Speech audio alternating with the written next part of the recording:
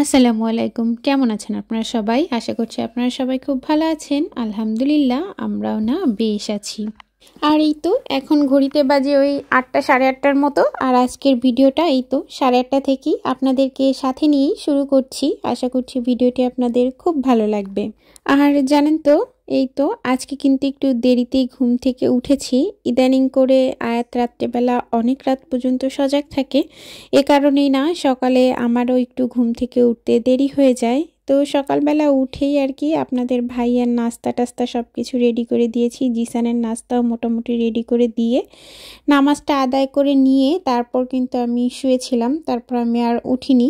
আর অন্য দিন হয় কি পরপরই আমি উঠে যাই আর শুই না, কারণ ওই যে আপনাদের ভাইয়া চলে যাওয়ার পর আমি টুকটাক করে ঘরের কাজগুলো করার চেষ্টা করি।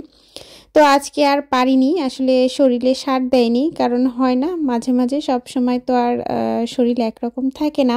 আর যেহেতু ওই যে রাতে ঘুমটা ভালোভাবে হয় না, তো সকালবেলা উঠে আসলে খুবই খারাপ লাগে। তো এই কারণেই সকালে উঠেই আমি গোসল করে নিয়েছি।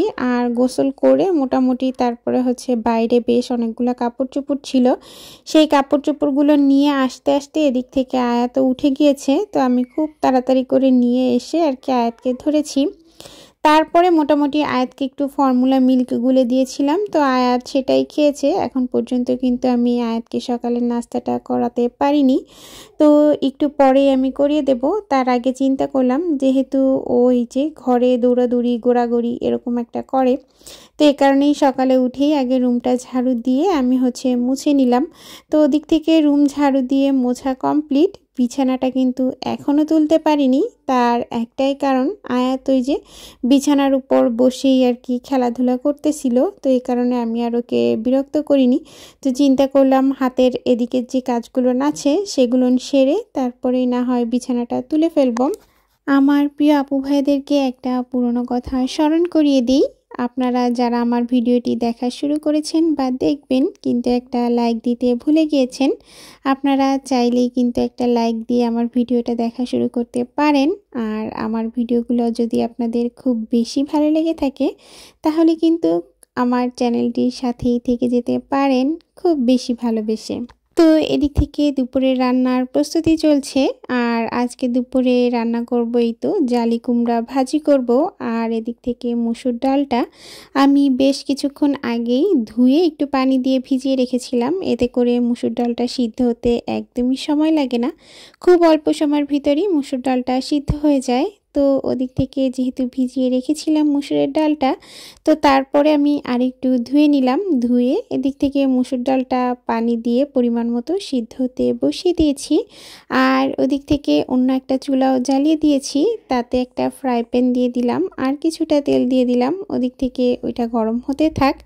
আর এদিক থেকে এই তো আমি একদিক থেকে কাটাকাটি করছিলাম আর অন্য দিক থেকে রান্না উঠিয়ে দিয়েছিলাম। আসলে হয় কি, আপনি যখন নিজের কোনো কিছু বা নিজের ওই যে বললাম না রোপণ করা গাছ দিয়ে সবজি ছিঁড়ে খাবেন, এটার ফিলিংসটা আমি আগে কখনো অনুভব করিনি, তবে এখন অনুভব করছি। আসলে এই ফিলিংসটা না অন্যরকম হয়, বেশ ভালো লাগে যখন এই যে নিজের গাছের সবজিগুলো তুলে এনে সেগুলো দিয়ে রান্না করি। তখন আসলে এরকম একটা অনুভূতি হয় যেটা আসলে ভাষায় প্রকাশ করা যায় না, তো খুব বেশি ভালো লাগা কাজ করে। আচ্ছা আমার প্রিয় আপু ভাইয়েরা, আপনারা জানাবেন তো আপনাদেরও কি এরকম অনুভূতি কাজ করে কিনা, খুব বেশি একটা ভালো লাগা কাজ করে। এদিক থেকে এই তো তেলটা গরম হয়ে যাওয়ার পরে ওদিক থেকে আমি পেঁয়াজ আর কাঁচামরিচ কেটে রেখেছিলাম সেটাই দিয়ে দিলাম, আর কিছুটা রসুনও দিয়ে দিলাম। দিয়ে এটাকে একটু সুন্দর করে ভাজা ভাজা করে নিচ্ছি, এতে করে ভাজিটা অনেক বেশি টেস্ট লাগে। যেহেতু জালি কুমড়া ভাজি করব, আর জানেন তো এই জালি কুমড়াটা থেকে কিন্তু প্রচুর পরিমাণের পানি বের হয়। তো প্রথমে একবার ভেবেছিলাম কি ডিম দিয়ে ভাজি করব, তারপর আবার চিন্তা করলাম যে না, কারণ জানেন তো বাসায় না ডিম একদমই বাড়ন্ত হয়ে গিয়েছে, মানে খুব বেশি নেই। তো এ কারণে চিন্তা করলাম 2-3টা ডিমের মতো আছে, যেহেতু রবিবারের আগে আপনাদের ভাইয়া আর বাজার করতে পারবে না, তো এই কারণেই চিন্তা করলাম যে ঠিক আছে তাহলে আজকে ভাজিটা এমনিতেই করি। সচরাচর হয় কি, যখনই আমি জালি কুমড়াটা ভাজি করি আমি না ডিমটা দিয়েই ভাজি করি, এতে করে আপনাদের ভাইয়াও খেতে অনেক বেশি পছন্দ করে। তো জালি কুমড়া ভাজি করার জন্য ওদিক থেকে ধুয়ে রাখা জালি কুমড়াটাও দিয়ে দিয়েছি। আর এরপর দিয়ে দিলাম হচ্ছে পরিমাণ মতো লবণ আর হচ্ছে একটু হলুদের গুঁড়া দিয়ে এরপর না এটাকে একটু ঢাকা চাপা দিয়ে একদম হতে দেব।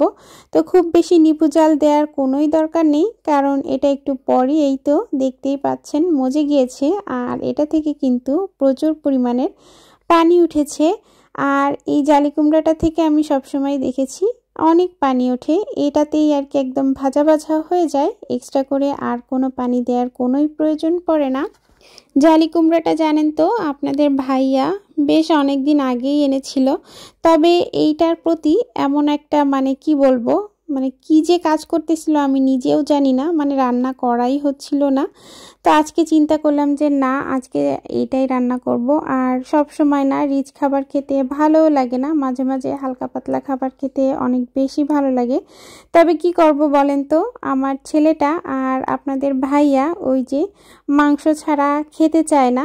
তো যাই হোক, আজকে আর কোনো মাংস টাংস কিছুই হবে না, খায় খাবে, না খায় না খাবে, এরকম একটা ব্যাপার। তারপরও কিন্তু এই যে আপনাদেরকে তো বলছি, কিন্তু আমি কিন্তু আপনাদের ভাইয়াকে ফোন দিয়ে জিজ্ঞেস করে নিয়েছিলাম, তো বলল যে ঠিক আছে তুমি যেটা প্ল্যান করেছো সেটাই করো। মানে এই যে কিছুটা রূপচাঁদা মাছ ফ্রিজে ছিল, তো সেটা বের করে আমি মোটামুটি পরিষ্কার করে নিয়েছি। আর এখন এই তো এদিক থেকে হচ্ছে এই যে রূপচাঁদা মাছটা আমি হচ্ছে কাঁচা ঝাল পেঁয়াজ দিয়ে একদম ভাজা ভাজা করব।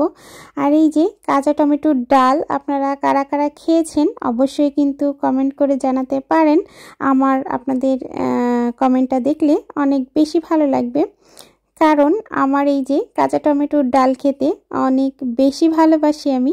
তবে এখানে আসার পর খুব বেশি একটা খাওয়া হয়নি বলা যায়। আমাদের বাসায় আমার আম্মু খুব সুন্দর করে এই ডালটা রান্না করতো, মানে খেতে মুখ ফেরতো না। আর আমি জানেন তো সব সময় না একটু ঘন করে ডাল খেতে বেশি পছন্দ করি।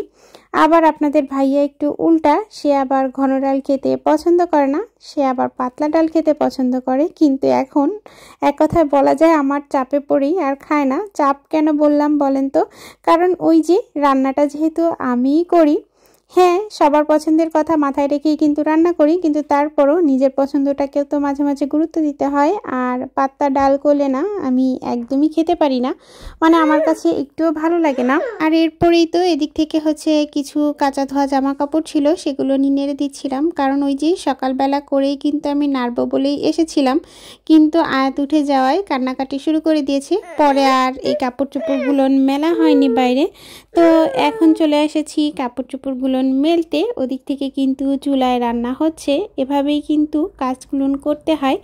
একদিক থেকে রান্না বসিয়ে দিয়ে এসে আমি হচ্ছে এই কাজগুলো করে নিচ্ছি, তা না হলে আসলে সময় পাওয়া যায় না। তার কারণ কি বলেন তো, ওই যে ছোট বাচ্চা আছে, তাকে তো দিনের অনেকটা সময় দিতে হয়। তো এই কারণেই আমি খুব তাড়াহুড়া করেই রান্নাবান্নাগুলো কমপ্লিট করে ফেলার চেষ্টা করি। এদিক থেকে ডাল তো হচ্ছে, আর এই তো পেঁয়াজ মরিচটাও আমি হচ্ছে একটু সুন্দর করে লাল লাল করে ভাজা ভাজা করে নেব। আর তারপরে এই যে মরিচ পেঁয়াজের সাথেই এই রূপচাঁদা মাছটা আর কি একটু ভালো করে একদম নিভু জালে ভাজা ভাজা করব।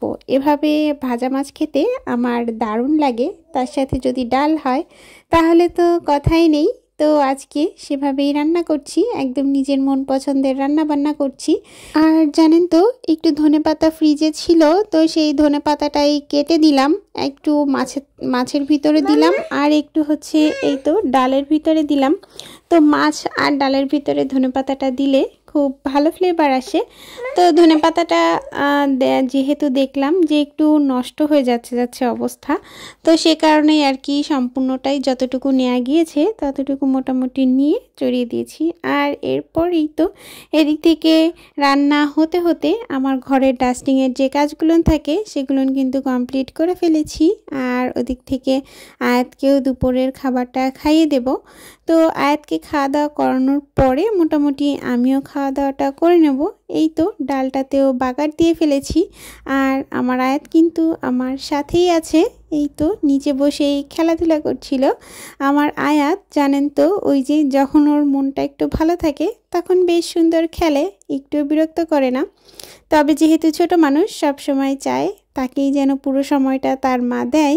এদিক থেকে ডালটা আমার বাগার দেওয়া হয়ে গিয়েছে। আর এই তো রান্নার পরে যে থালাবাটিগুলো থাকে সেগুলো আমি একটু পরেই ক্লিন আপ করে নেব। এই যে টেবিলেও খাবারগুলো সার্ভ করে দিয়েছি, এখন শুধু খাওয়ার পালা। আজকের ভিডিওটা এই পর্যন্তই। আপনারা সবাই খুব ভালো থাকবেন। আল্লাহ হাফেজ।